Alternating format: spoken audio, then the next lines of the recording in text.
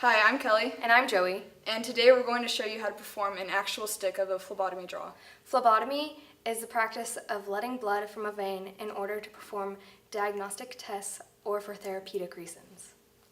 Previously, Heather and Shania showed you how to prepare a caddy, what equipment to gather and what each one does, and what PPE or personal protective equipment to use. They also showed you how to identify your patient and how to obtain implied and written consent. Before performing your actual blood draw, you need to make sure that you have identified yourself as the phlebotomist to your patient, made sure that you have the correct patient, and obtained consent from your patient. The first thing you'll do is make sure you have your PPE on, which in this case will just be our gloves, as we do not expect to have any splattering of blood. After you have identified your patient, you will want to ask if they have a preference of arms or if they have any medical reason that you cannot draw off of one of their arms. Next, you will make sure that your patient's arm is in a sublimated position and that the inner elbow is exposed and straightened. Before applying your tourniquet, you will want to connect your needle to your hub and throw away any excess plastic that you remove from your needle. After preparing your needle, you'll want to apply the tourniquet to your patient's upper arm, leaving one of the tails so that you can readily remove the tourniquet when you need to. After applying the tourniquet, you will palpate to figure out which vein you will use. The most used vein is the median cubital. After locating the vein you want to use, you will open your alcohol wipe and disinfect the area, starting from the inside and making a circular motion towards the outside. You will have to wait until it is completely dry so that you do not mess up any diagnostic tests that you use the blood for. Do not blow in the area, as you do not want to break the sterile field. When the alcohol is dry, you will push back the safety part and remove the cap from the needle. You then need to inspect your needle to make sure that there are no imperfections and that you insert the needle bevel up. To keep the vein from rolling, anchor it before inserting the needle.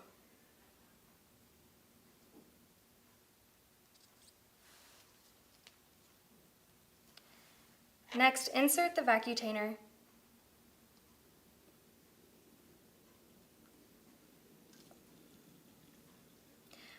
Allow the vacutainer to fill completely. Remove the tourniquet. Then remove your vacutainer. Apply gauze onto the needle, but do not use pressure. Remove the needle, clip the safety, and put it in a sharp spin. Continue to apply pressure to the site until bleeding has stopped. This should take several minutes. Failure to do so will result in hematomas. After holding pressure, you should apply a Band-Aid or self-adhering wrap to the site so that pressure is continued for a longer amount of time.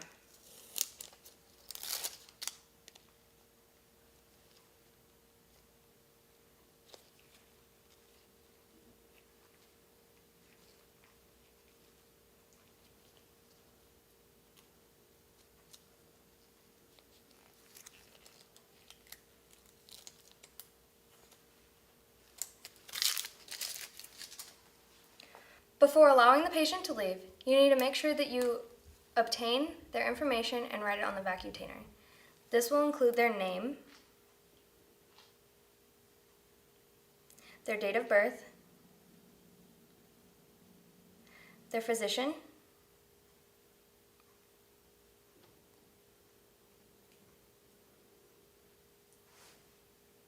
the time of the draw, the date, and your initials.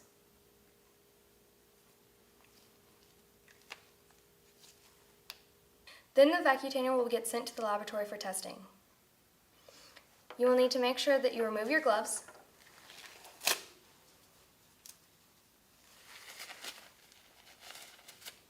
dispose of them properly, and wash your hands again.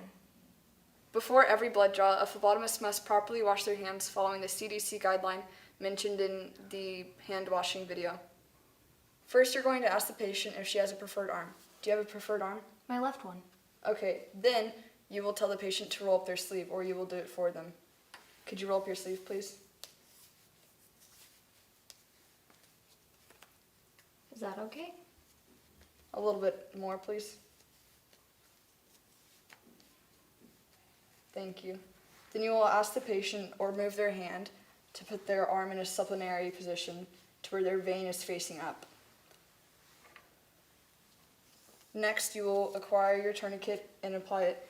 If the patient is wearing long sleeves, such as the patient here, you can put the tourniquet over. Also, if the patient has a latex allergy, you can put it over their sleeve. Make sure to ask the patient if the tourniquet is too tight. Is it too tight? No. All right. Yeah. As you can see here, her veins are very palpable, so you will not need to squeeze anything to bring them to the surface.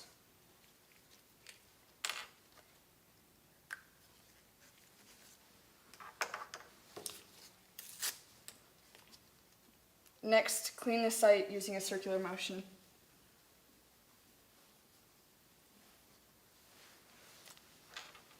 Then flip up the safety cap and take off the lid. Inspect your needle to make sure there are no imperfections and make sure the bevel is up. Then anchor the vein.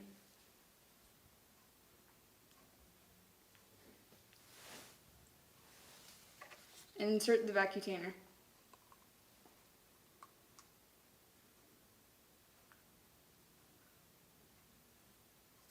Remove the tourniquet and remove the vacutainer.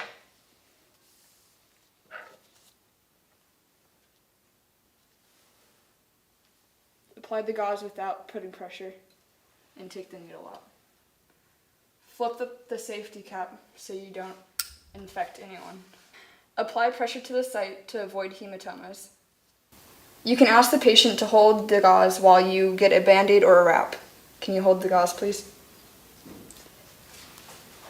Now you can ask the patient if they have an adhesive allergy. If so, you can use a wrap. In this case, this patient does have an adhesive allergy, so we will use the self-adhering wrap. You can fold the gauze to make it easier to apply the wrap. Make sure that when you are wrapping the arm, you do not wrap it too tight as it can cut off circulation. Could you lift up your arm, please?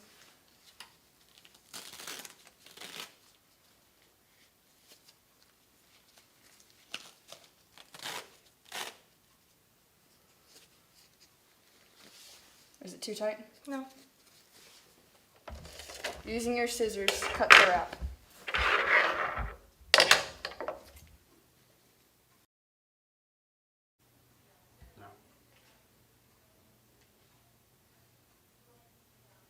Last, you will gather the patient's information to write on the vacutainer.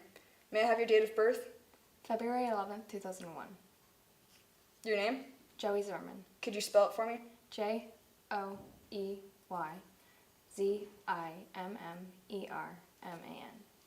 Then you will write down the date and time, the physician's name, and your initials. Then you can send it to the laboratory for testing, but in this case, we will put it in the biohazardous sharps container.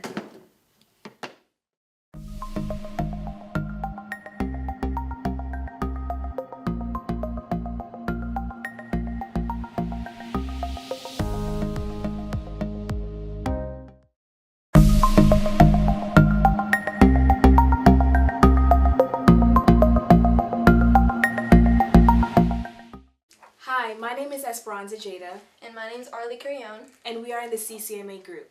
Today we're going to be showing you guys how to perform an EKG. An EKG is also known as an electrocardiogram. In today's case, we're going to be doing a 12-lead EKG, which will record 12 different views of the conductivity of the heart. Okay, So right now I'm going to show you the different placements for the 12-lead EKG on this skeleton. Now we have 4 limb leads, which can either be placed on the shoulder area or the upper arms, or we can also place them in the lower abdominal area or the legs. So for the limb leads, we start off with the white lead, which is placed on the right shoulder area. The next lead is black and it's placed on the left shoulder area. Then we have our green lead, which is placed in the left lower abdominal area. And then we also have our red lead, which is placed in the right abdominal area. Okay, so to begin with, we're going to talk about the white limb lead, which can be placed in the right shoulder area or the right arm.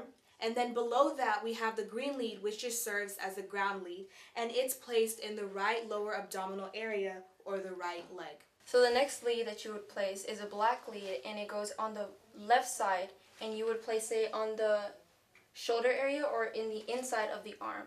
And the red lead would go in the abdominal area or in the left leg. V1 is going to be placed on the right side of the sternum in the 4th intercostal space, and you can do this by measuring from the clavicle. So 1, 2, 3, 4, right here. As for V2, it's going to be placed on the left side of the sternum in the 4th intercostal space as well. The next lead we would place is V4, and the reason for that is because V3 is placed in between V2 and V4. V4 is going to be placed in the 5th intercostal space of the midclavicular line. So that would be right here, and you would count 5 intercostal spaces below that. V5 is going to be placed in between V4 and 6, so we will be placing V6 first. V6 is placed on the left side in the mid-axillary line in the 5th intercostal space. After that, we would then place V5, and now you have placed all of your 12 leads. Now we're going to be showing you guys a visual representation of how to do a 12-lead EKG on an actual patient. Hi, my name is Esperanza Jada, and My name's Arla Carrion. today we're going to be doing a 12-lead EKG on you. I would like to begin with entering your information into the EKG machine. Can you please state and spell your last name for me? Rogers, Rogers.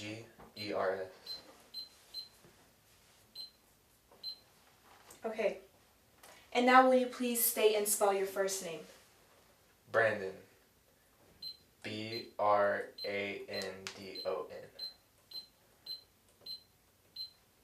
Okay. And now your age? 17. Okay, and now once we've entered in the patient information, we can then begin the EKG. Right. Okay, now if you don't mind, we're going to have you lay down, and you can either take off your shirt or you can lift it up. Right now, you'll have to place the limb lead, and the first one is the white lead, and you'll place that in the right shoulder area.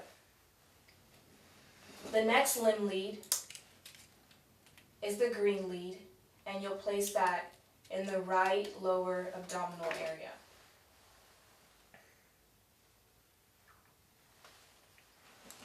After placing the green lead, you can now place the black lead, and that will be placed in the left shoulder area.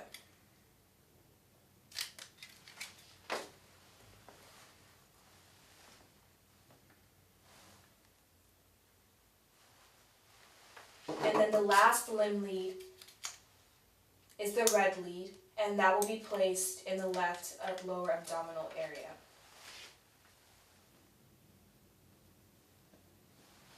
Now once all of the limb leads are in place, you will then move on to V1 through 6. First, locate the patient's 4th intercostal space right of the sternum for V1.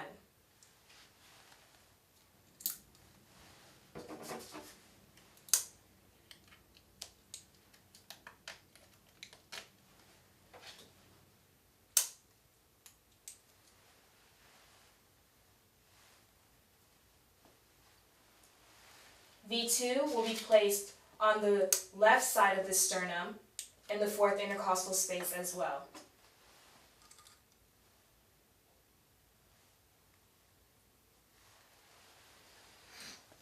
The next lead you will place is V4 because V3 will be placed between V2, and V4.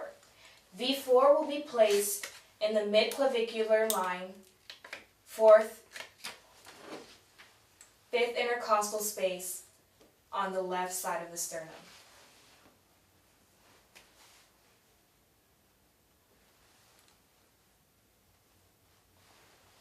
Now that you have V4 in place, you can then place V3 in between V2 and V4.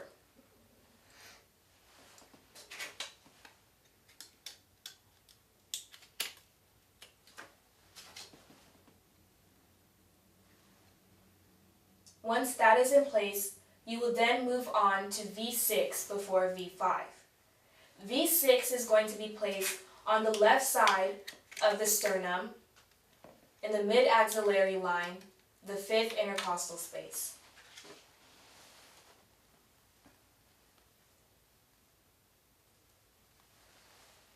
And last but not least, you will then place V5 in between V4 and V6.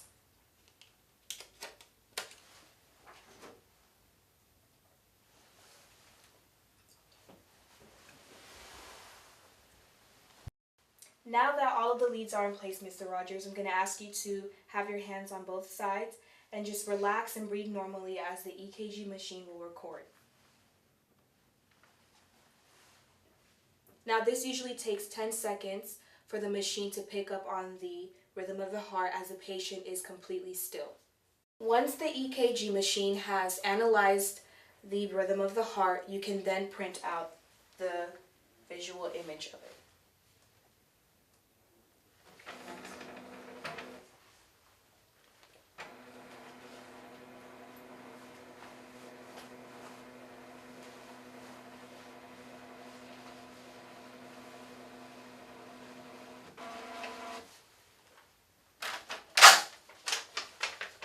And now here is your visual representation of an EKG.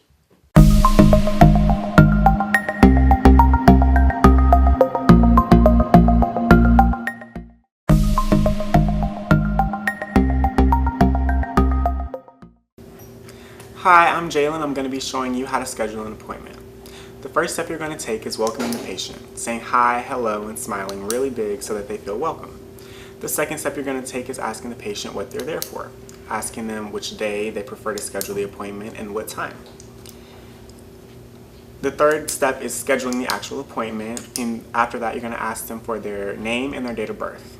And then after that you confirm that and ask them if they need anything else. And here's what it looks like with the real person. Hi, welcome to Hutto Clinic. How may I help you? Hi, I need to schedule an appointment for next week. Next week? Alright, any particular day or time? Sometime in the morning. Alright, we have an opening slot May 9th on Wednesday at 10 a.m. That'll work. That'll work. Alright, can I have your name, date of birth? Rachel Adams. 5/1/99. Alright, Rachel. Alright, you should be here at 10 a.m. May 9th. Alright, anything else? Can I please have a school note? School note. Alright. Name Rachel Adams, right? Can you spell that for me? RACHEL And last name? ADAMS. Alright, and what location? Hutto. The school? High School. Yeah.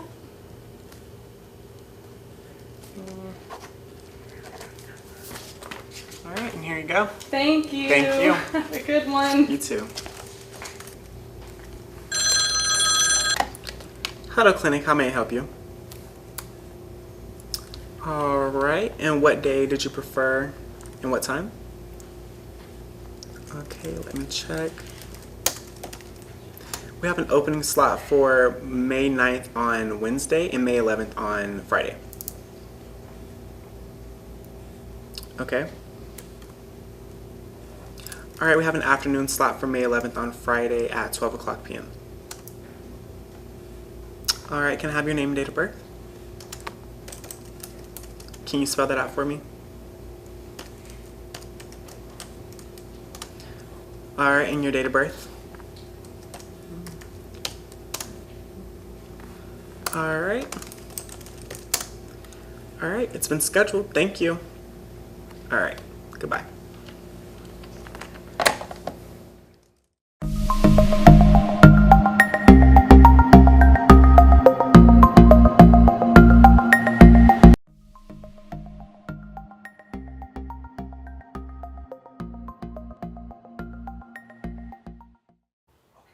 Hi, my name is Brittany Chapa, and today I'm going to be teaching you how to feed someone.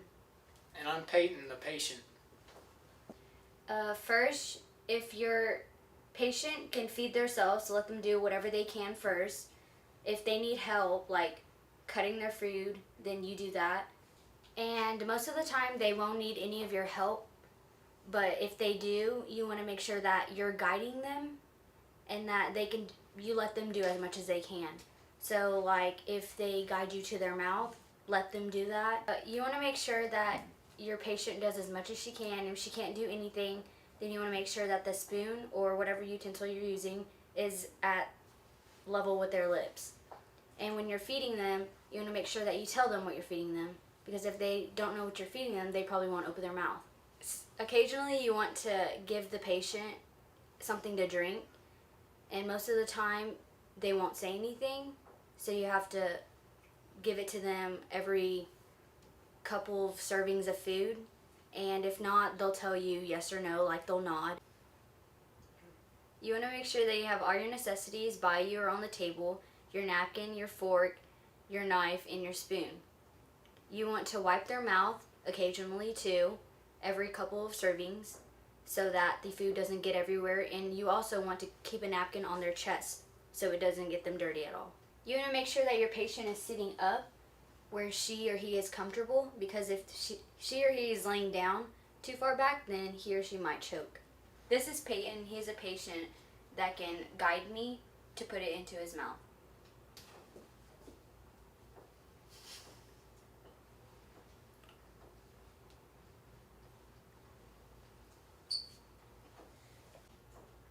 This is Peyton. He has no control, guiding me to his mouth to put the food.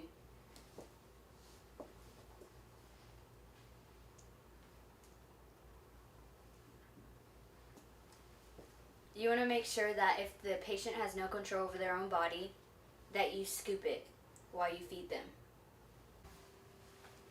Today we're going to be teaching you how to approach the Heimlich maneuver. When a patient is choking, you want to bend the patient over slightly and make sure that your hand is in a fist, your right or left, and that it's right in between the navel and the rib cage, just above the stomach. So right here. And you want to wrap your other hand around it on top and make sure that you pull upward and in as strong as you can, just once. And if it doesn't work once, you keep doing it.